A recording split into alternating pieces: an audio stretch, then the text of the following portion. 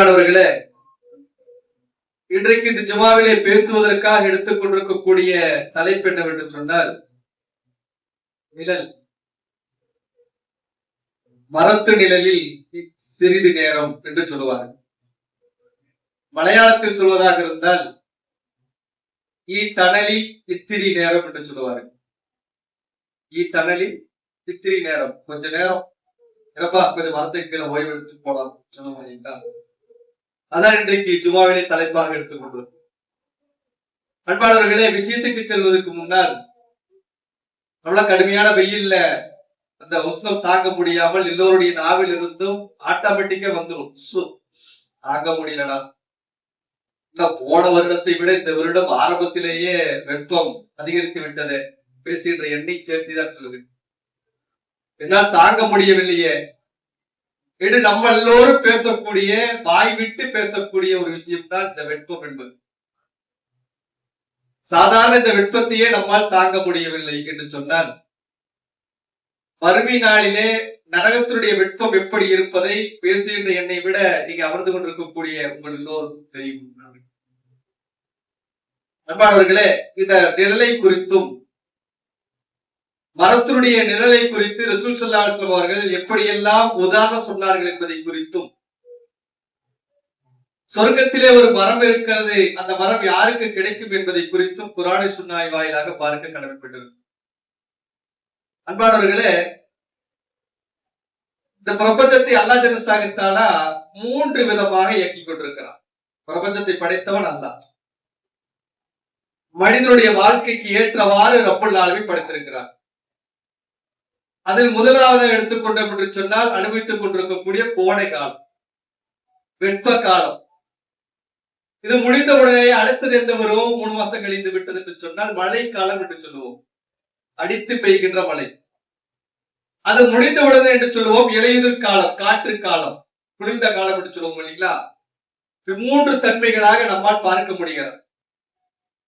இந்த 3 தன்மையும் நாம் அனுபவித்துக் கொண்டுதான் இருந்து கொண்டிருக்கிறோம்.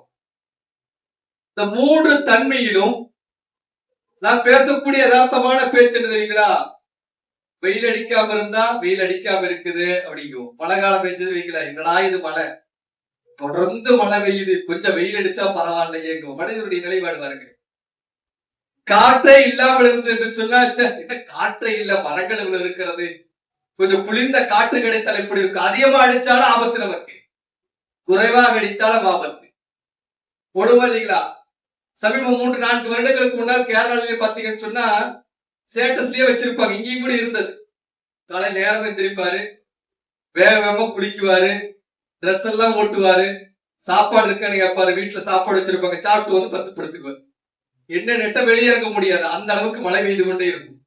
வெளியிறங்க முடியாத ஒரு மழைக்காலம். என்னடா போட்டிருக்கக்கூடிய உடுப்பு என்னது உணங்குவதற்கு ஏதாவது ஒரு வெப்பம் அடிக்காதா என்று ஏங்கிக் கொண்டிருக்கிறோம். நீங்க இந்த பிரபஞ்சத்தை படைத்திருக்கக்கூடிய இறைவனிடத்துல நாம சொல்லுவோம், அல்லாட்ட அல்லா, இன்னையெல்லாம் இப்படி மழை பெய்து கொண்டே இருந்தால் எப்படி நான் பிழைப்புக்கு செல்வது? மழை நின்னாத்தானே பிழைப்புக்கு செல்ல முடியும் என்றெல்லாம் சொல்லுவோம். அதே போன்ற கோடை காலம், இந்த கோடை காலத்தை பொறுத்தவரை நாம் எப்படி பயன்படுத்திக் கொண்டிருக்கிறோம் என்று சொன்னால், ஒரு டூர் போற அளவுக்கு பயன்படுத்தி இருக்கிறோம். எங்கெல்லாம் தண்ணீர் இருக்கிறதோ தண்ணீர போய் ஒரு நாள் முழுவதும் முங்கணும். அப்பா அப்படி முங்கி குளிச்சு எழுந்து வந்தாத்தான் கொஞ்சம் திருப்தி. ஞாயிற்றுக்கிழமை வர்றதுக்கு முன்னாடியே பசுரை போட்டு பல திட்டங்களை எல்லாம் போடுவோம். வீட்டுல இருக்கக்கூடிய பெண்களும் சொல்ல ஆரம்பிச்சிருவாங்க. வீட்டுல இருக்கக்கூடிய பெண்கள் நிலையோ அவள நிலையா இருக்கும். எப்படி இருக்கும்? அடுப்படியில் இருந்து அங்கே சமைக்கும் பொழுது வயர்த்து உழுது அதை சமைத்து கொடுக்கக்கூடிய நேரத்தில் அவர்கள் படக்கூடிய பாட்டை நாம் அனுபவித்திருப்போம். நம்ம ஃபேன் காத்துல கொஞ்ச நேரமா ரெஸ்ட் எடுப்போம், அவங்களுக்கு அது இல்லாம இருக்கும். ஏன் இந்த சந்தர்ப்பத்தில் இந்த கோடையுடைய தாக்கத்தை பற்றி சொல்லுகிறோம் என்று சொன்னால், நிறைய திருமறை குர்ஆனில் ரப்புல் ஆலமீன் நிழல்களை பற்றி நிறைய சொல்லுகிறார். ஒரு ஜுமாவிலோ 2 ஜுமாவிலோ போது சொல்வதற்கு நேரம் போதாது. அது மட்டுமல்ல, நபிகள் நாயகம் ஸல்லல்லாஹு அலைஹி வஸல்லம் அவர்கள் இந்த உலகத்தை நிழலோடு ஒப்பிட்டுதான் சொல்லியிருக்கிறார். நாம் வாழக்கூடிய இந்த பிரபஞ்சத்தினுடைய வாழ்க்கை இருக்கு இல்லைங்களா, அல்லாஹ் நமக்கு கொடுத்திருக்கக்கூடிய இந்த ஆயுள் காலம் இருக்கிறது அல்லவா, இது ரசூல் ஸல்லல்லாஹு அலைஹி வஸல்லம் அவர்கள் நிழலோடு ஒப்பிட்டு சொல்கிறார்கள். திருமதி, புகாரி, முஸ்லிம் போன்ற கித்தாபுகளை எடுத்து பார்த்தால் புரிந்து கொள்ளலாம். இன்றைக்கு மனிதர்கள் நிறைய பயன் தரக்கூடிய நன்மையான காரியங்களை செய்து கொண்டிருக்கிறார்கள். நிறைய நன்மையான காரியங்கள் செய்து கொண்டிருக்கிறார்கள். பல இயக்கங்கள் இருக்கலாம், பல ஜமாத்துகள் இருக்கலாம், பல அரசியல் கட்சிகள் இருக்கலாம். அவர்கள் எல்லாம் இன்றைக்கு இந்த கோடை காலம் தொடங்கிவிட்டாலே என்ன செய்வாங்க? மக்களுக்கு குளிர்ந்த பானங்களை கொடுப்பதற்காக ஆங்காங்கே என்ன பண்ணுவாங்க? ஒரு நிலையை ஏற்படுத்துவார்கள். தண்ணீர் ஆகட்டும், மோர் ஆகட்டும், இந்த குடிக்கக்கூடிய பானங்கள் எதுவாகட்டும், ஒரு ஜமாத்திரியராக இருப்பது நன்மையை தரக்கூடிய ஒரு விஷயம் தான், மாற்று கருத்து கிடையாது. இது முன்னோர்களும் செய்திருக்கிறார்கள். மக்களுக்கு எதெல்லாம் நன்மை போதிக்கிறதோ, மக்களுக்கு எதுவெல்லாம் நன்மை கிடைக்கக்கூடிய செயல் இருக்கிறதோ, அது என்ன செய்திருந்தாலும் அதுக்குண்டான கூலி நமக்கு உண்டு என்பதை அறிந்திருக்கக்கூடிய நாம் எங்கிருந்து இந்த பாடத்தை படித்திருக்கிறோம்? முன்னால் வாழ்ந்த சகாபாக்கள், சகாபாக்களுக்கு பின்னால் இருக்கக்கூடிய தாபீன்கள், தபோ தாபீன்கள், அதற்கு பின்னால் இருக்கக்கூடிய மார்க்கத்தை பெற்று மக்களுக்கு நலவை செய்ய வேண்டும் என்று இருக்கிறார்களே, அதனுடைய அம்சமாகத்தான் இதை செய்து கொண்டிருக்கிறோம். இன்றைக்கும் செய்து கொண்டிருக்கிறார்கள். அதில் ஒரு பயன் தரக்கூடிய நிம்மதியான அருமையான ஒரு தான தர்மம் எது என்று சொன்னால் இந்த நிழல் தாங்க. அதுவும் குறிப்பாக மரம் நடுவது. மரத்தை நடுகிறோம் இல்லையா? அந்த மரத்தை நடத்தி அதற்கு கீழே மக்கள் வந்து ஓய்வெடுக்கக்கூடிய காலங்கள் எல்லாம் அந்த மரத்தின் மூலமாக இருக்கிற கனிகளாகட்டும், அதற்கு கூடிய எல்லா உணவுப் பொருட்களாக இருந்தாலும் சரி, அதை வைத்திருக்கக்கூடிய மனிதனுக்கு அது அழிகின்ற வரை தொடர்ந்து நன்மை உண்டு என்று போதிக்கின்ற ஒரு மார்க்கம் இருக்கும். ஏன்னா அது இஸ்லாமிய மார்க்கம் தான். புரிவதற்காக சொல்கிறேன். நீங்களெல்லாம் வரலாறுகளை படித்திருக்கலாம். முகலாயருடைய படையெடுப்பை பற்றி கேட்டிருப்பீர்கள். முகலாயர்கள் வியாபாரத்திற்காக வந்தவர்கள், படையெடுத்து வரவில்லையவர்கள். வியாபாரத்திற்காக வந்தவர்கள் இங்கு இருக்கக்கூடிய வியாபாரத்தின் மூலமாக ஒவ்வொரு ஆட்சியை கைப்பற்றினால் தனியா பேசக்கூடிய வரலாற்று சம்பவங்கள் அது. அதுல ஒருவர் இருக்கக்கூடியவர் தான் முகலாயருடைய படையெடுப்பை பற்றி சொல்லும் பொழுது அக்பர் சக்கரவர்த்தி என்று கேள்விப்பட்டிருப்போம். அக்பர் கேள்விப்பட்டிருக்கிறோமா இல்லைங்களா? அவருடைய வரலாறுகளை நீங்கள் படித்து பார்க்கலாம். பிரதேகமாக நாம் படிக்கக்கூடிய இன்றைக்கெல்லாம் அழித்துக் கொண்டிருக்கிறார்கள். இருந்தாலும் மக்கள் படிக்க வேண்டும். அவருக்கு அவருடைய ஆட்சி காலத்திலே மக்களிடத்திலே அதிகமான நன்மை போதிப்பதற்காக செய்த செயலிலே மிகவும் நன்மை தரக்கூடிய செயல் என்று சொன்னால் மரங்களை நடுவது. அக்பருடைய அந்த பாடங்களை படிப்பார்கள் புரிந்து கொள்ளலாம். அவருடைய மரங்களை எல்லோரும் மரங்கள் நடுங்கள் என்று விளம்பரப்படுத்தினார்கள். மக்களை ஊக்குவித்தார்கள். படிச்சிருக்கிறவங்களா இல்லையா? ஏன் இதை நிலைப்படுத்துங்கள் என்று சொன்னால் அன்றைய காலகட்டத்திலும் கூட இஸ்லாமியர்கள் நன்மையான விஷயங்களை செய்வதற்கு போட்டி போட்டுக் கொண்டிருந்தார். இன்றைக்கும் போட்டி போட்டுக் கொண்டிருக்கிறார்கள். மாற்று கருத்து கிடையாது. இந்த மரத்து நிழல் என்று சொன்னால் இன்றைக்கெல்லாம் அழித்துக் கொண்டிருக்கிறது. கடந்த ஒரு 6 மாதம் என்று நினைக்கிறேன், சரியாக ஞாபகம் இல்லை. இதே தாதூர் பகுதியில் இருக்கக்கூடிய மரங்களை எல்லாம் வெட்ட வேண்டும் என்று சொல்லும் பொழுது முதல் குரலாக வெட்டக்கூடாது என்று சொல்லி அந்த இருக்கக்கூடிய ஆட்சியாளரிடத்திலே முறையிட்ட ஒரு இயக்கம் எது என்று சொன்னா நான் பேசிக் கொண்டிருக்கக்கூடிய இந்த ஜமாத்தா முறையிட்டு மரங்களை எல்லாம் வெட்டக்கூடாது இருக்குங்களா இல்லையா? மரம் என்பது பயன் தரக்கூடியது, வெட்டக்கூடாது.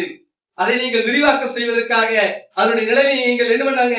ஒட்டுமொத்தமாக அழித்து விடாதீர்கள் என்று பயன் தரக்கூடிய விஷயத்திலே முன்னிறுத்தி போராட்டங்களை கண்டவர்கள் தான் ஜமாத்தார்கள். மாற்று கருத்து கிடையாது.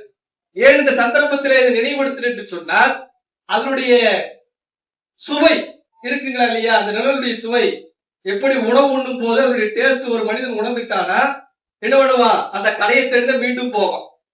10 கடை இருக்கும், 10 கடையிலுமே நம்ம சாப்பிட்டுருப்போம். இருந்தாலும் அதுல ஒரு கடையில இருக்கக்கூடிய உணவு நம்மளை என்ன பண்ணுவோம்? இழுத்துக்கிட்டே இருக்கும். பாய் இங்க வேண்டாம் பாய் சொல்லுவோம். இருக்கக்கூடிய பொறுப்பாளர் இருந்தாலும் எல்லா கடையும் சாப்பிட்டவங்களாக இருந்தாலும் அங்க வாங்க போய் சாப்பிடலாம், சாப்பிட்டு பாருங்க பாய், அவ்வளவு டேஸ்டா இருக்குங்க. என்ன காரணம்? அதனுடைய சுவை நம்ம உணர்ந்திருக்கும். அந்த சுவை உணர்ந்த காரணத்தினால்தான் அதை தேடி போகிறோம். அதே போன்றுதான் இந்த மரத்திலும் சுவை இருக்கிறது. எல்லா மரங்களும் இருக்கிறது. எல்லா மரங்களுடைய நிழலும் ஒரே மாதிரி என்று சொன்னால் இல்லைன்பாளர்கள். சிறிய மரம் பெரிய மரம் என்றெல்லாம் இருக்கிறது. இருந்தாலும் நம்ம என்ன பண்ணுவோம்? நிறைய மரம் இருந்தாலும் அடர்ந்து விரிந்து நல்ல குளிர்ந்து வரக்கூடிய காற்றில் இருக்கக்கூடிய அந்த மரத்தின் கீதை அனுபவித்துக் கொண்டு அதனுடைய சுவையை உணர்ந்து கொண்டிருக்கிறோம். பார்க்கிறோம் இல்லையா? நம்மளை அறியாமலே நம்ம கண்ணு சோக்கும். நம்மளை அறியாமலே நம்முடைய கண்ணு சோக்கும். இன்றைக்கு கூட பல கிராமப்புறங்களில் பார்க்கலாம்.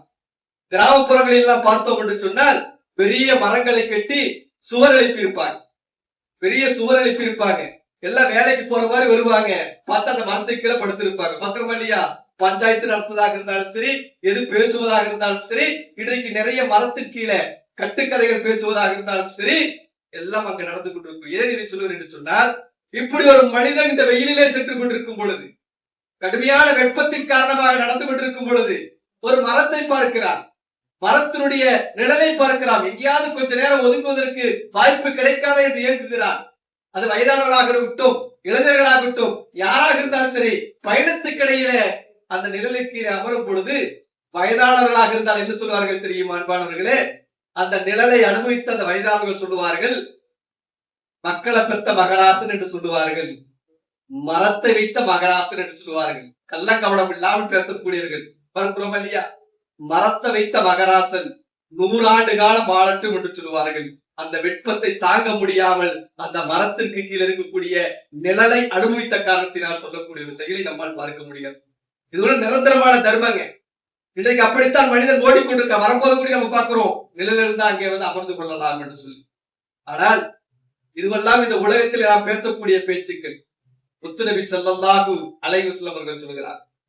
முத்துநபி ஸல்லல்லாஹு அலைஹி வஸல்லம் அவர்கள் உலகத்தில் இருக்கக்கூடிய மரத்தை பற்றி இப்பொழுது உங்களுக்கு நினைவுபடுத்தினேன். நபிகள் நாயகம் ஸல்லல்லாஹு அலைஹி வஸல்லம் அவர்கள் சொல்கிறார்கள், மறுமையிலே சொர்க்கத்திலே ஒரு மரம் இருக்கிறது என்று சொல்கிறார். திருமதியிலே பதிவு செய்யப்பட்டிருக்கக்கூடிய ஒரு நபிமொழி அன்பானது. மறுமையிலே சொர்க்கத்திலே ஒரு மரம் இருக்கிறது. அந்த மரத்தினுடைய தன்மைகளை பற்றி ரசூல் ஸல்லல்லாஹு அலைஹி வஸல்லம் அவர்கள் சொல்கிறார்கள், இன்ன ஃபீ ஜன்னத்தி ஸஜரத்தி. அல்லாஹ்வுடைய தூதர் ஸல்லல்லாஹு அலைஹி வஸல்லம் அவர்கள் சொல்கிறார்கள், மறுமையிலே ஒரு மரம் இருக்கிறது. அந்த மரம் அடர்ந்து விரிந்திருக்கக்கூடிய மரம், அடர்ந்து விரிந்திருக்கக்கூடிய மரம்.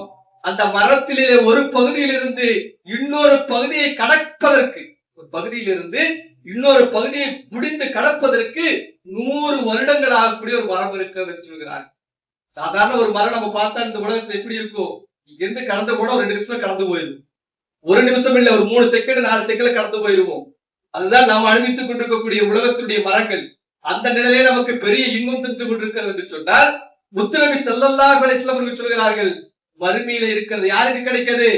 நரகவாசிகளுக்கு அல்ல, சொர்க்கவாசிகளுக்கு ஒரு மரம் இருக்கிறது. அந்த மரம் அப்படி எப்படி சொல்றாங்க? ரசூல் ஸல்லல்லாஹு அலைஹி வஸல்லம் அதிவிரைவாக ஓடக்கூடிய குதிரை மீது அமர்ந்து கொண்டு நீங்கள் அந்த நிழலில் இருந்து 100 வருடம் பயணம் செய்தாலும் கடக்க முடியாது. அப்படிப்பட்ட ஒரு மரம் இருக்கிறது. யாருக்கு யார் ரசூலுல்லாஹ் என்று சொல்லும் பொழுது சஹாபாக்களிடத்திலே ரசூல் ஸல்லல்லாஹு அலைஹி சொல்கிறார்கள், அது சுவனத்துக்குரியவர்கள் என்று சொன்னார். அந்த நிழலை அடைய வேண்டும் பாடர்கள். இதுல சாதாரண வெட்பம் பாருங்கள். ரசூல் ஸல்லல்லாஹு அலைஹி வஸல்லம் சொன்ன நபிமொழியை சொல்லிவிட்டு விஷயத்துக்கு செல்லுவோமே. அல்லாஹ்வுடைய தூதர் ஸல்லல்லாஹு அலைஹி வஸல்லம் சொன்னார்கள், இந்த வெட்பத்தை பற்றி சொல்லும் பொழுது நரகம் பேசுமாம், நரகம் அல்லாஹ்விடத்திலே முறையிடுமாம். எல்லாம் நரகத்தினுடைய நெருப்பு கடுமையாக இருந்திருந்தாலும் அந்த நரகம் அல்லாஹ்விடத்திலே சொல்லும், அல்லாஹ் கடுமை தாங்க முடியாமல் அந்த நரகம் பேசும், ஒரு பகுதி இன்னொரு பகுதி அரித்துக் கொண்டிருக்கிறது, அல்லாஹ் இந்த வெப்பம் உங்களால் தாங்க முடியவில்லை என்று சொல்லும் பொழுது அல்லாஹ் ஜல்ல தஆலா சொல்லக்கூடிய ஒரு செய்தி தான் நாம் அனுபவித்துக் கொண்டிருக்கிறோம். என்ன சொல்லுவோம்? அந்த நரகத்தில் அல்லாஹ் என்ன சொல்லுவான்? அப்படியா தாங்க முடியவில்லையா? அப்படி என்று சொன்னால் நீ ஒரு மூச்சு விட்டுக்க சொல்லுமா இல்லையா? ஒரு பெருமூச்சு விட்டு சொல்லுமா இல்லையா? ஒரு மூச்சு இளைப்பாறிக்கொள் என்று சொல்லப்படும். 2 மூச்சு விடுவதற்கு அல்லாஹ் ஜல்ல தஆலா அந்த நரகத்துக்கு அனுமதி கொடுக்கிறான். நரகம் விடுது, அந்த வெப்பம் தாங்க முடிய மூச்சு விடுது. அந்த ஒரு மூச்சு தான் நாம் அனுபவித்துக் கொண்டிருக்கக்கூடிய இந்த உலகத்துடைய வெப்பம் அன்பானவர்கள். இதுக்கு நம்ம பல மூச்சு விட்டுட்டு இருக்கோம். அந்த நரகத்தினுடைய ஒரு மூச்சு விடுது இல்லைங்களா? அந்த ஒரு மூச்சு தன்னை அரித்துக் கொண்டிருக்கக்கூடிய நரக நெருப்பினுடைய மூச்சு ஒரு மூச்சு விடுது.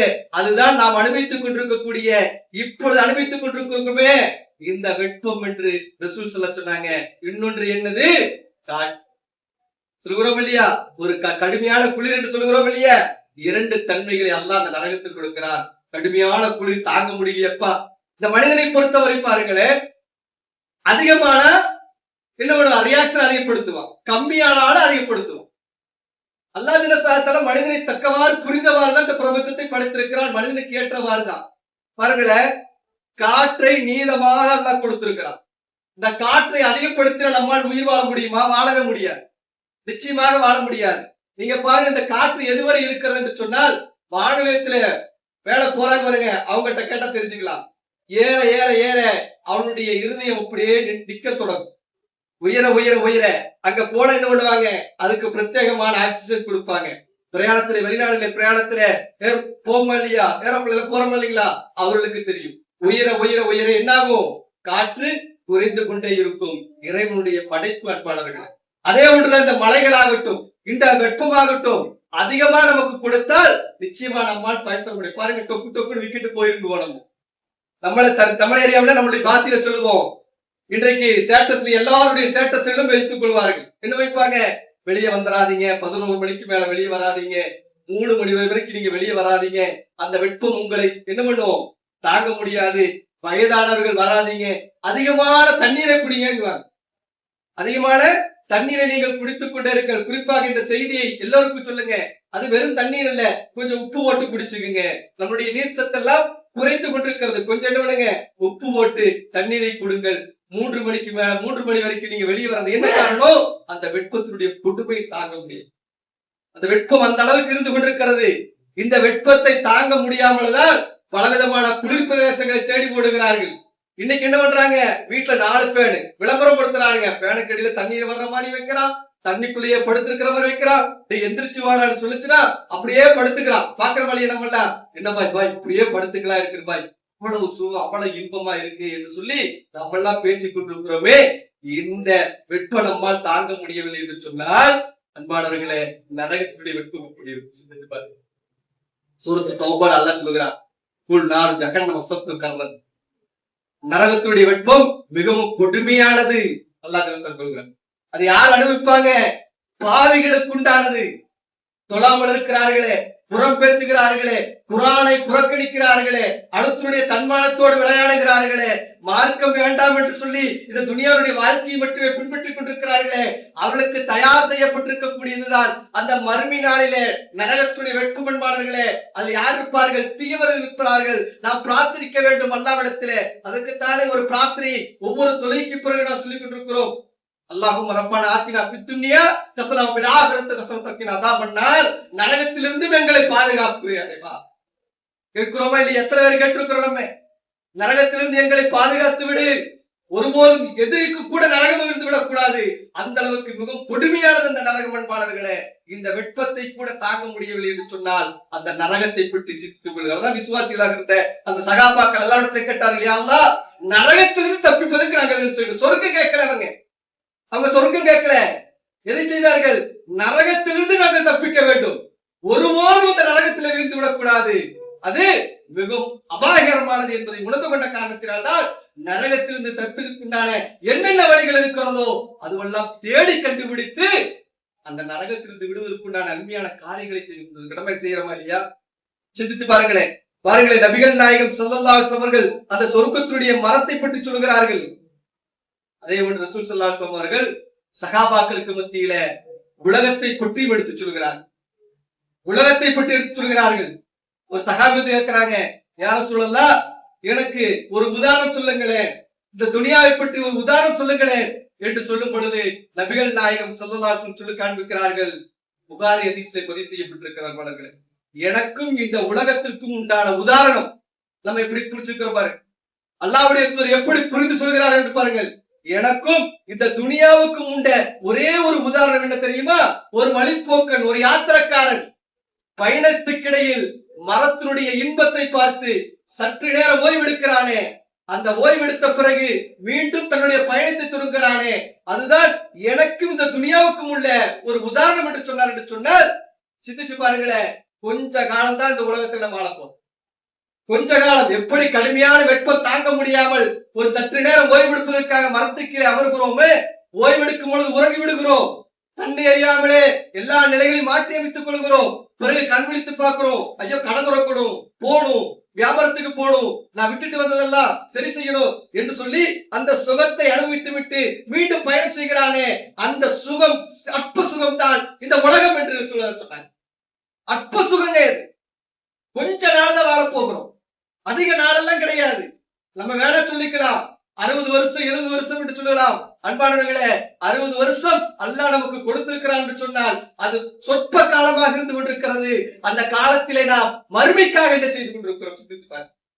அப்துல்லாஹ் இப்னு உமர் அழைத்து சொல்கிறார் ரசூலுல்லாஹி ஸல்லல்லாஹு அலைஹி வஸல்லம், இதே வசனத்தை தான் இதே நபிமொழித்தான் ரசூல் சொல்றாங்க. என்ன சொல்றாங்க? அப்துல்லா, இந்த உலகத்திற்கு உதாரணம் ஒரு யாத்திரைக்காரனை போல வாழு. நம்ம அப்படித்தாங்க வாழணும்.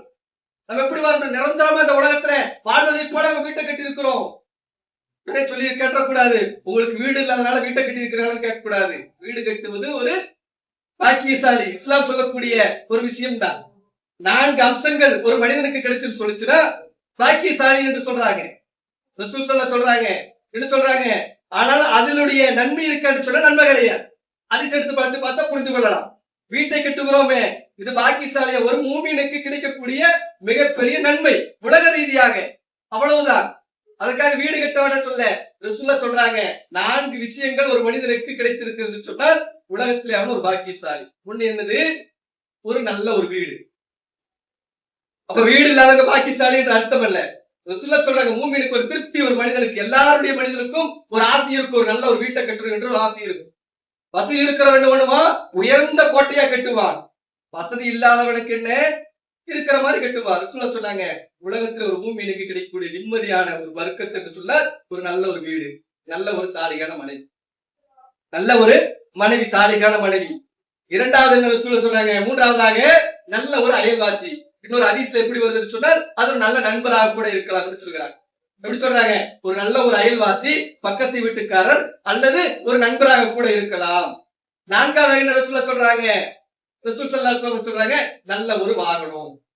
நல்ல ஒரு வாகனம்னா கோடி கோடியா பணம் வைத்திருப்பான், அவனுக்கு 1 கோடி 2 கோடி தான் வாகனத்துல போவேன். நம்முடைய பார்வையில் அதுதான் நல்ல வாகனம் நினைப்பேன். இல்ல, என்னுடைய தேவைக்கு ஏற்பட்ட ஒரு வாகனம். அது 50 லட்சத்திலயும் இருக்கலாம், அது 2000 இருக்கலாம், அல்லது 25,000 கூட இருக்கலாம். எனக்கு தேவையான அத்தியாவசியமாக சென்று வரப்பதற்கு ஒரு வாய்ப்பை ஏற்படுத்தி கொடுத்துரு. அது இல்லை என்று சொல்ல பாக்கியசாலி இல்லை என்று அர்த்தமா? கிடையாது. ஏன் சொல்லப்படுகிறது சொன்னால், உலகத்திலே ஒரு மனிதனா ஆசைப்படுவாங்க இருக்கலாம். வீடு கட்ட மாட்டேன் என்று ஆசைப்படுவாங்களா? நிச்சயம் ஆசை இருக்கும். நல்ல மனைவி வேண்டாம் என்று யாராவது சொல்லுவாங்களா? எனக்கு மனைவி வேண்டாங்க, நல்ல கொடுமைக்காரி மனைவி வேணும் யாராவது சொல்லுவாங்களா? சொல்ல மாட்டாங்க. ஒண்ணு பாக்குறதும் பாக்குறீங்க, நல்ல பொண்ணா பாருங்க, அப்படியே கொஞ்சம் சந்தமா இருந்தா நல்லா இருக்கும், அப்படியே கொஞ்சம் காசு இருந்தா கொஞ்சம் நல்லா இருக்கும், அது இல்லாட்டியும் பரவாயில்ல, இதெல்லாம் பாக்குறாங்க, தவறு கிடையாது. ரசூல் ஸல்லல்லாஹு அலைஹி வஸல்லம் சொல்லி காண்பிக்கிறார்களே, அழகா சொல்றாங்க, 3 நிலையில நீங்கள் திருமணம் செய்து கொள்ளுங்கள், 4 விஷயங்களுக்காக நீங்கள் திருமணம் செய்து கொள்ளுங்கள் என்று சொல்கிறாங்க. ஒன்று இப்ப மாலிகா, இப்ப ஜமாலிகா, இப்ப ஹசபிகா, பள்ளி தீனிகா என்று சொல்றாங்க. ஒன்று முதலாவதாக என்ன சொல்றாங்க? அழகுக்காக நீங்கள் திருமணம் செய்யலாம். ஆனா அழகுதான் முக்கியம் என்றல்ல, அதுக்காக அழகு பார்க்க வேண்டாம் என்று சொல்லல, பார்க்க சொல்றாங்க. ஆனா நம்ம எப்படி புரிந்து வைத்திருக்கிறோம் என்று சொன்னால், அழகும் வேண்டாம், சொத்தும் வேண்டாம், வம்சமும் வேண்டாம், தீடுதான் வேணும். இல்லை அன்பாளர்களே, அப்படி அழகும் வேண்டாம், சொத்து வேண்டாம், வம்சம் வேண்டாம்னு சொல்லி நம்ம தீர்மானித்து விட்டோம் என்று சொன்னால், கொஞ்ச காலத்துல அவன் தீனை பார்த்து விட்டு அடுத்து சொல்லுவான், 1 வருஷம் கழிச்சு, ஏன் 4 நாள் கழிச்சதுமே வேற ஒரு பொண்ணை பார்க்க ஆரம்பிச்சிருவான். கொஞ்சம் அழகு இருந்தா நல்லா இருந்திருக்கும் இல்லையா? மனுஷனுடைய நிலை அதுதான். எல்லாரும் நினைக்கிற பேச என்ன எனக்கு சொல்ற அதுதான். ஏன் இந்த ஹதீஸ்ல சொல்லக்கூடிய கருத்து என்ன? அழகை விட அதனுடைய அம்சம் என்ன? நீ அழகை பார், ஆனால் அந்த அழகை விட எதுக்கு முன் தூக்கம் கொடுக்கிற? தீனுக்கு கொடு. அழகோட தீனு இருக்குல்ல இல்லையா? அழகோட ஒரு தீனு இருந்ததுன்னா, சொத்து இல்லையா, கொஞ்சம் போற இடத்துல ஒரு மரியாதையோட நிம்மதியோட அதுக்கு முக்கியத்துவம் கொடுக்க சொல்ல இருந்தா நல்லா இருக்கும். இருக்கா இல்லையா? சண்டையில சொல்லுவோமா இல்லையா? என்ன பண்ணுவோம்? ஒண்ணுமே இல்ல, நான் பாட்டுக்கு வேண்டாம்னு சொன்னேன், வரும்போது ஏதாவது போட்டுட்டாது வந்திருந்தா ஏதாவது கடனுக்காவது உபயோகமா இருக்குமா சொல்லுமா சொல்லி இருக்க மாட்டோமா? எதை நம்மளுடைய அறியாமலே வார்த்தைகள் வந்து விடும். ஆனால் மார்க்கம் தெளிவான மார்க்கம். அப்ப 4 விஷயங்கள்ல அந்த பெண் இருக்கிறாளே, அதுவும் ஒரு பாக்கியசாலி. நபிகள் நாயகம் ஸல்லல்லாஹு அலைஹி சொல்லி காண்கிறார் சொன்னால் சிந்தித்து பாருங்களேன். ஆனால் இன்றைக்கு நம்ம என்ன பண்றோம்? உயரமான வீட்டை கட்டுறோம். காரணம் என்ன தெரியுமா? இதுதான் நிரந்தரம் என்று நாம் நினைத்துக் கொண்டிருக்கிறோம். அன்பானவர்களே, அது அல்ல. ரசூல் ஸல்லல்லாஹு அலைஹி பாடம் எடுக்கிறாங்க சகாபாக்கள். ரசூல் ஸல்லல்லாஹு அலைஹி அவர்கள் பாடம் எடுக்கிறார்கள். எவ்வளவு அழகா பாடம் எடுக்கிறாங்க.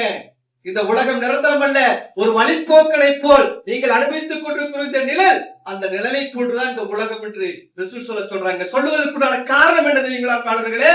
திருமறை குர்ஆனிலே அல்லாஹ் ஆயத்தை இறக்கியிருக்கிறார். திருமறை குர்ஆனிலே அல்லாஹ் ரப்பல் ஆலமீன் ஆயத்தை இறக்கியிருக்கிறான். 57வது அத்தியாயத்துடைய 20வது வசனம், அதே போன்று 6வது அத்தியாயத்துடைய 32வது வசனம், சூரத்து தௌபாவுடைய 9வது அத்தியாயத்துடைய 38வது வசனம், அதே போன்று சூரத் ஆல இம்ரானுடைய 3வது அத்தியாயத்துடைய 185வது வசனம், அதே போன்று கடைசி வரக்கூடிய 77வது அத்தியாயத்துக்கு பிறகு எடுத்து படித்து பாருங்களேன். துனியா பற்றி இடையில ரப்பல் ஆலமீன் நிறைய செய்திகளை சொல்லி காண்பிப்பார். அதுல ஒரு விஷயம் தான் மிக பிரம்மாண்டமான எல்லோரும் பயன் தரக்கூடிய ஒரு வசனம் இருக்கிறது என்று சொன்னால் சூரத்துல் கஹ்ஃபிலே அல்லாஹ் ரப்பல் ஆலமீன் சொல்லி காண்பிக்கிறான். 57வது அத்தியாயத்துடைய 20வது வசனம். இதை தப்சீர் எடுத்து படிச்சு பாருங்க. இந்த தப்சீர் எடுத்து படித்து பாருங்களேன். என்றைக்காவது படிச்சிருக்கிறோமா? நமக்கு வர மெசேஜையாவது சரியா படிச்சிருக்கிறோமாங்க? நம்ம 1000 குரூப் இருக்கு, நமக்கு 1000 குரூப் இருக்கு. 1000 குரூப்ல 1000 மெசேஜ் வருது. உண்மை சொல்லுங்களேன், என்னை அடக்கம் சேர்த்து சொல்கிறேன். வந்த மெசேஜை சரியாக படித்து அது நல்ல விஷயங்களை ஏற்றவரம் எடுக்கலாம். வந்துதா மேல் மட்டும் ஒரு பார்வை, யார்கிட்ட இருந்து வந்ததுன்னு முதல்ல பார்ப்போம். இவரா டக்கு தூக்கி அதுல போடு, அதுல இருக்கிற அவரை போடு, இவர் ஆகாத்தவரா தூக்கி போடு. இன்னைக்கு ஸ்டேட்டஸ்ல தான் உறவுகள் பிரிந்தாலும் உறவுகள் சேர்ந்தாலும் அவங்க எப்படி இருக்கிறாங்க என்பது ஸ்டேட்டஸ்ல பார்த்து புரிஞ்சுக்கணும். எப்படி எல்லாம் பயன்படுத்துகிறோம்? எனக்கு புரியுதுக்கு சொல்ற, யாரு மேல வெறுப்பு கிடையாது. ஸ்தீபாலன் அவுட்புட் பாய் முடிஞ்சு வேற இருக்கட்டும், அவங்க கூட நல்லா பழகிறவங்கள. உறவுகள் எப்படிப்பட்டது தெரியுமா? உன்னதமான ஒரு பாட்டோட போட்டு இசை கராம தெரிஞ்சாலும் பேக்ரவுண்ட்ல இசைய போட்டு உறவுகள் நாங்கள் அப்படிங்குவா. பிரிஞ்சிருந்தது, சண்டை கட்டிட்டோன்னு வைங்கள. அதே போல யாரையும் நம்பி விடாதீர்கள், எல்லோரும் புலி தோண்டி புதைப்பதற்கு தயாராக இருக்கிறார்கள். நம்ம புரிஞ்சுக்கலாம், நம்ம பார்த்து புரிஞ்சுக்கலாம். இன்னைக்கு ஸ்டேட்டஸ்ல எல்லாம் பதில் கொடுத்துட்டு இருக்கிறாங்க. நேரடியா சொல்றதுக்கு தயக்கம். நான் கேட்கிறேங்க, மசூரா முடிஞ்சிருச்சு, இன்னைக்கு நிறைய இடத்துல நடந்துட்டு இருக்கு. இது பேசிதான் ஆகணும். மசூரா நடக்குது, எப்படி புரிந்து வைத்திருக்கிறோம் பாருங்க. நம்ம நேருக்கு நேரா சொல்வதை விட்டு இளையதளத்துல பேசிட்டு இருக்கிறான். நேருக்கு நேரம் பேச மாட்டாங்க, சிரிக்கிறவனுக்கும். இளையதளம் அங்க போனதுக்கு அப்புறம் இவனுக்கு தூக்கி போடுங்க, இன்னைக்கு மசூரா ரொம்ப ஓவரா பேசிட்டான், பார்க்கட்டும் அப்படிங்க. யாருக்கு 50 பேர் இருப்பாங்க. நான் பார்த்தவன் 8 மணிக்கு வைத்திருக்கிறேன், எடுத்த உடனே ஸ்டேட்டஸ பாக்குறேன். 10 மணி ஆயிட்டு 11 பேர் பார்த்துட்டாங்க. ஆனா முக்கியமான நபர் பார்க்கல. சரி, மீண்டும் கொஞ்ச நேரத்துல அப்படி பாக்கலாம். 12 மணிக்கு சரி நீ வரல. கரெக்டா பாக்குறான், ஸ்டேட்டஸ் டைம் முடிய போகுது. வச்ச 24 மணி நேரத்துல முடிச்சிருது. 12 மணி நேரத்துக்கு மேல இவன் பார்க்காம இருக்கிறான். போன் அவனுக்கு சும்மா நகைச்சுவையா போன் பண்ணி, இடப்பா நல்லா இருக்கிறியாப்பா எப்படி எல்லாம் விசாரிப்பான். சரி திருப்தியா பாக்கல. அப்புறம் கொஞ்ச நேரம் கழிச்சு மனசு பாருங்க, ஏதோ ஒரு சிலை செஞ்சு படபட படத்துக்கிட்டே இருக்கிறான். கடைசி நேரம் ஸ்டேட்டஸ் முடியறதுக்குள்ள பார்த்துட்டாளா, அப்பா திருப்திடா, ஏதோ ஒரு நிம்மதி கிடைத்தது போல பார்த்துட்டா. குத்துறவங்களுக்கு குத்தி இருச்சுங்களா? எனக்கு தாண்டா முதல்ல குத்தணும். வைக்கிறதுக்கு முன்ன ரசூலுல்லாஹ் சொன்னாங்க, முதல்ல நமக்கு பிறகுதான் அடுத்தவர்களுக்கு, இல்லைங்களா? இன்னைக்கு நிறைய பேர் நினைச்சிருங்க, அடுத்தவனுக்கு உபதேசம், நமக்கு இல்ல அந்த உபதேசம். இல்லையா? பேசும்போது பயங்கரமா வாய்களே நான் பேசிட்டே இருக்கிறேன். எல்லாரும் கேடு கட்டவர்கள், நான் மட்டும் பரிசுத்தவான். தங்களுக்கு தாங்களே பரிசுத்தவான் என்று சொல்லக்கூடியவர்கள் யாரு? அவர்கள் வழிகள் அல்லாஹ் சொல்றான் சூரத் அன்-நிசாவில, தனக்கு தானே பரிசுத்தவன் என்று முத்திரையை குத்திக்கிறான். சொல்ல முடியும் அப்படி? இந்த உலகத்துடைய வாழ்வாதத்தை சரியா புரிந்து கொண்டவன் என்ன பண்ணுவா? அதையெல்லாம் தூக்கி எறியக்கூடியவனாக இருப்பார்கள்.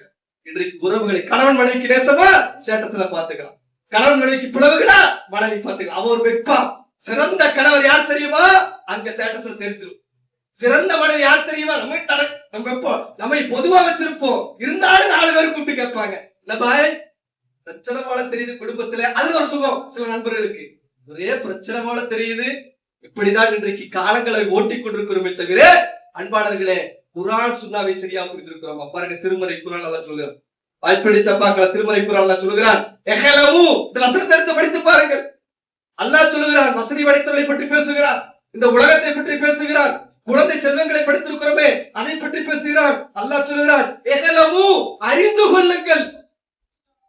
அல்லாஹ் ரப்பல் ஆலமீன் ஒரு விஷயத்தை சொல்வதற்கு முன்னால் எவ்வளவு தாராளமாக சொல்லி காட்டுகிறான் பாருங்களேன். எஹலமு, நான் உங்களுக்கு நிறைய விஷயங்களை சொல்லி பார்க்கிறேன், அறிந்து கொள்ளுங்கள் என்று சொல்லிவிட்டு, அல்லமல் ஹயாத்தத் துன்யா லைஉன் வ லஹ்வுன் வ ஸீனத்துன், உலகத்தை பற்றி இந்த பிரபஞ்சத்தை படைத்த அல்லாஹ் சொல்லி காண்பிக்கிறான். அறிந்து கொள்ளுங்கள், இந்த உலகம் எப்படிப்பட்ட தெரியுமா? நான் தான் படைத்திருக்கிறேன். இந்த உலகம் என்பது நிச்சயமாக விளையாட்டு களம் என்று சொல்லப்படுகிறது. எப்படி நண்பரோடு சேர்ந்து அப்படி விளையாட்டு நேரத்துல சாயந்தர நேரத்துல வரும் பொழுது சொந்த வீட்டுல போய் படுத்திருப்போம். பக்கத்துல போகும்போது நல்ல உணர்ச்சியா இருக்கு, படம் விளையாடலாம். அப்படி இந்த வெயில் காலத்துல இப்படி நின்றுடுவோம், நம்ம விளையாடுவோம். விளையாடி முடிச்சு எல்லாம் குளிச்செல்லாம் படுத்து, அசர் இருக்காது, மக்ரிப் இருக்காது, ஏசா இருக்காது, இன்னும் அடுத்து சொல்ல போச்சுன்னா ஃபஜ்ர் கூடி இருக்காது. பாக்குறோமா இல்லையா? இந்த பாய் போயிட்டு வந்த டயர்டு சுபு சொல்லி பார்த்து அல்லாஹ் சொல்லுகிறான், விளையாட்டு களம், அலங்காரம் சொல்றான். எப்படி இன்னைக்கு பெண்கள் ஆண்கள் ஆகட்டும் என்ன பண்ணுவோம், ஒரு திருமண நிகழ்ச்சிக்கு போகும்போது எப்படி அலங்காரப்படுத்திக் கொள்ள, அப்படியே தூக்கி திருச்சி மாதிரி போயிருவோம். நம்ம சொல்லுமா தூக்கி திச்ச மாதிரி பரத்து வெளுத்த குளத்துல போடுவோம், நம்ம போக மாட்டோம். பெண்கள் எடுத்துங்க, கிட்ட கனவு முன்னாடி கல்யாணம் தண்ணிக்கு நல்ல அழகான முறையில் இருப்பாங்க. இப்ப போய் வீட்டுல போய் பாருங்களேன், என்ன கோலத்துல இருப்பாங்க, என்ன கோலத்துல இருப்பாங்க, அலங்கோலமா. இப்ப புதுசா கண்டுபிடிச்சிருக்க நைட்டின்னு சொல்லக்கூடிய இடத்துல ஒரு பக்கம் முடிய விரிச்சு போட்டு ஒரு பக்கம் கோர்வை போத்திட்டு இருப்பாங்க. முடியல உங்களுக்கு என்ன வேணும்னு கேட்டு மனசே விட்டுருவான், மனசே விட்டுருவான். சில கணவர்கள் பார்க்கிறோம் இல்லையா, எவ்வளவு சத்தக்காரியா இருந்த உன்னை கல்யாணத்துல பார்க்கும் போது உன்னுடைய நிலையை பார்த்து நான் கல்யாணம் பண்ண. இப்படி உடைய மனைவிகள் எல்லா நேரத்திலயும் இருக்க முடியாது, அடிப்படையில் அப்படித்தான் இருக்கணும். இப்படி இருக்கிற போது ஆமா எல்லா நேரத்திலயும் மேக்கப் போட்டே உட்கார்ந்து இருக்குதுன்னா சமைச்சு கொடுக்கறது யாரு என்று கேட்டு விடுவாரு.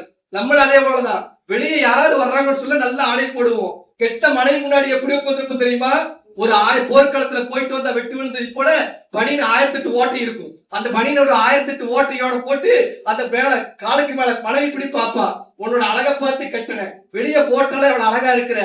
வீட்டுக்குள்ள ரசூலா சொல்றாங்க மனைவி முன்னாடி அழகா இருக்குன்னு சொல்றாங்க. நம்ம என்ன பண்ணுவோம், யாராவது ஒருத்தர் வர்றாங்க சட்டெல்லாம் போட்டு தலையில செய்வோம். மனைவி முன்னாடி அப்படி பேயெல்லாம் கிடையாது. நம்ம சொல்லுவோம் அப்படியே பிராந்த கோலத்துல இருப்போம், பைத்தியமா இருக்கிற கோலத்துல இருப்போம். அப்படியே மனைவி பாப்பா, உன்னை விட நான் பரவாயில்லையா, உன்னை விட நான் பரவாயில்ல. இப்படித்தான் இருக்கிற அழகு யாருக்கு, தன் மனைவிக்கு கணவன் அழகுபடுத்துவது. ஆனா அடுத்தவங்க ஏதோ ஒரு பொண்ணு அங்க வருதுன்னு சொல்லுச்சுன்னா இருக்கிற செண்டுல இருந்து உள்ளாடை என்ன கலர் இருக்கும், விளம்பரம் வந்திருக்கு, உள்ளாடை போடக்கூடிய கலர் வெளியே போட்டு நடக்கிறோம், உள்ளுக்குழுக்கக்கூடிய ஆடையை கூட கலர் பார்த்து போட்டு இருக்கிறோம். பாக்குறோமா இல்லையா, அது எந்த கலர் ஆயிருந்தா என்ன, மேல ஆடத்தனம் போடுறோம், அதுக்கு கலர் பார்த்து இந்த கலர் வேண்டாப்பாய், இந்த கலர் வேண்டாப்பாய், அப்படி ஸ்டைலா போய் நின்று அவங்ககிட்ட பேசும் பொழுது அந்த பேச்சு இருக்கிறது அல்லவா இந்த உலகத்துடைய இன்பத்தை விட அதிகமானது நினைக்கிறேன். பாக்குறோமா இல்லையா, மனைவி கிட்ட கூட கல்யாணத்துக்கு முன்னாடி பேசுவான், பழகிட்டு தான் நம்போங்குவான். இன்னைக்கு அதெல்லாம் போய் அந்நிய பெண்களிடத்துல அந்நிய ஆண்களிடத்துல எப்படி பேசுகிறார் என்று சொன்னால் குழந்தை விட கொஞ்சம் பேசிக் கொண்டிருக்கும். இந்த உலகத்தை இதுவெல்லாம் விளையாட்டானது, அலங்காரமானது. எப்படி அழகுபடுத்திக்கிறோம் கல்யாணத்துல போயிட்டு வந்ததுக்கு அப்புறம் நம்மளே கைய வச்சு சொரிஞ்சோம், சுயரூபம் தெரிச்சு போயிடும். அதே போட்டுதான் இந்த உலகம். அல்லாஹ் சொல்றாங்க, நான் சொல்லல, அல்லாஹ் சொல்லுகிறான். இப்படி எல்லாம் சொல்லிவிட்டு இதற்கு உதாரணம் சொல்லுகிறான் என்று சொன்ன அன்பானவர்களே, குர்ஆனோடு தொடர்பு ஏற்படுத்திக் கொள்ளுங்கள். துனியா பற்றி எரியணுமா, குர்ஆனோடு தொடர்பு ஏற்படுத்திக் கொள்ளுங்கள். அல்லாஹ் நிறைய செய்திகள் சொல்லுகிறான் என்பதை இந்த நேரத்தில் உங்களுக்கு உனக்கு நினைவுபடுத்திவிடாக முதல் ஜும்மாவை நிறைவு செய்கிறேன்.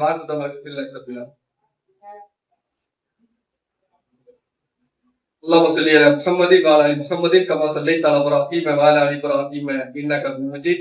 اللهم بارك على محمد وعلى ال محمد كما باركت على ابراهيم وعلى ال ابراهيم انك حميد.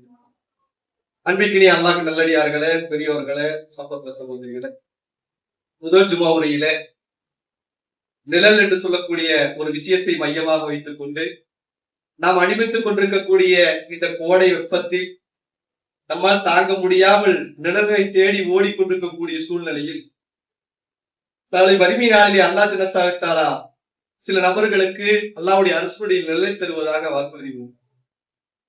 7 நபர்களுக்கு, அது ஒவ்வொன்றும் ஒவ்வொரு செய்தி எல்லோருக்கும் தெரியும். அதுல 3 முக்கியமான விஷயங்கள் இருக்கிறது. இளைஞர்களை பற்றி இருக்கிறது, பள்ளியோடு தொடர்பை பற்றி இருக்கிறது. மலர் இதயபூர்வமான அரசுடைய நிழல் என்பதை நாம் நினைத்துக் கொண்டிருக்கிறோம். அன்பானவர்களே, கடுமையான அந்த வெப்பத்தில் மக்சர் மைதானத்திலே மக்கள் எல்லாம் வயர்வை குழியால் குளித்துக் கொண்டிருப்பார், வயர்வுல குளிச்சு கொண்டிருப்பார். நம்ம இன்னைக்கு தண்ணி தேடி என்ன பண்ணுவோம், நீர்ல குதிச்சுட்டு இருக்கிறோம். நம்மளுடைய வயர்வின் மூலமாக என்ன பண்ணுவோம், தத்தளித்துக் கொண்டிருக்கக்கூடிய நிலையில் அந்த நேரத்தில் அல்லாஹ் அழைப்பான், வா வா வா வா என்னுடைய நிழல்ல வந்து நில்லு என்று சொல்வதாக ரசூல் ஸல்லல்லாஹு சொல்கிறார்களே, அந்த நிலையை பெறுவதற்கு நாம் தயாராகவே. அதுக்கு என்ன பண்ணணும், அப்படியே ஊர் சுத்திட்டு இருக்கிறது, இயன்றவரை அல்லாஹ்வுக்கு கட்டுப்பட்டு நடப்பது, அல்லாஹ் எதை ஏவி இருக்கிறானோ அதை பின்பற்றுவது, நம்மளால் முடிந்தவரை நன்மையான காரியங்களை செய்வது, ஜமாத்தோடு தொழுவது. அன்பானவர்கள், பெரிய நன்மை. இன்னைக்கு நிறைய நம்மளை என்ன பண்ணா ஜமாத்தை பாழாக்கிட்டே இருக்கு. பள்ளி வாயில் கட்டுறோம், எங்க நம்ம தொழுகிறோம் என்று கேட்டா நமக்கே தெரியாது. இப்படித்தான் இருக்கு மனிதன். இங்க போய் தொழுகலாம், அங்கேயோ போய் தொழுகலாம், இங்க ஒரு பள்ளி இருக்குங்கிறது நம்ம மறந்தோம். இருக்குங்களா இல்லையா? சிந்திச்சு பாருங்க. நான் என்ன சொல்ல, பொதுவா சிந்தித்து பாருங்களேன், நம்ம என்னை நோக்கி போய்கிட்டு இருக்கோம். சமயத்துல பார்த்தோம், நிறைய மரணங்கள் எல்லாம் கண் முன்னால் பார்த்தோமா இல்லையா? நிறைய படித்திருப்பீர்கள்.